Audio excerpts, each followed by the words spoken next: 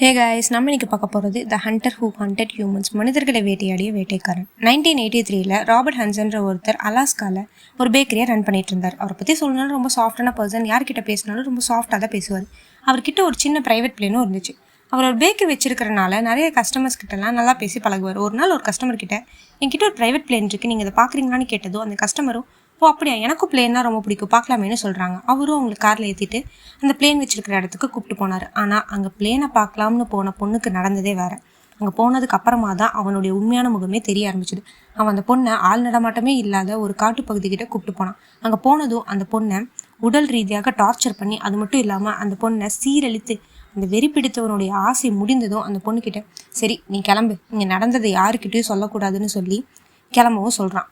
அந்த பொண்ணும் அப்பா உயிர் தப்பிச்சதே போதும்னு உயிர் பயத்தில் ஓட ஆரம்பித்தாங்க.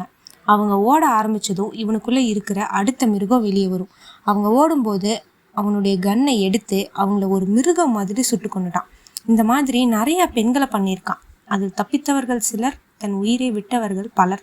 ஆனால் உள்ளே இவ்வளோ மிருகத்தனம் கொண்ட ஒருத்தன் வெளியே பார்க்கும்போது ஒரு நல்ல ஃபேமிலி மேனாகவும் ஒரு நல்ல பிஸ்னஸ் மேனாகவும் தான் எல்லாத்துக்குமே தெரியும்.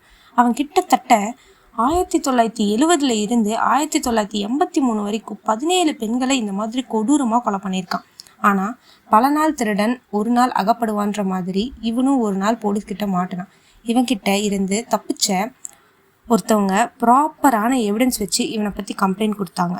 போலீஸும் இவனை அரெஸ்ட் பண்ணாங்க. அவனுக்கு கோர்ட்டும் 461 இயர்ஸ் சிறை தண்டனையும் கொடுத்தாங்க. இவனை மாதிரி இருக்கிற ஆளுங்களெல்லாம் என்ன பண்ணலான்னு மறக்காமல் கமெண்ட்டில் சொல்லுங்கள்.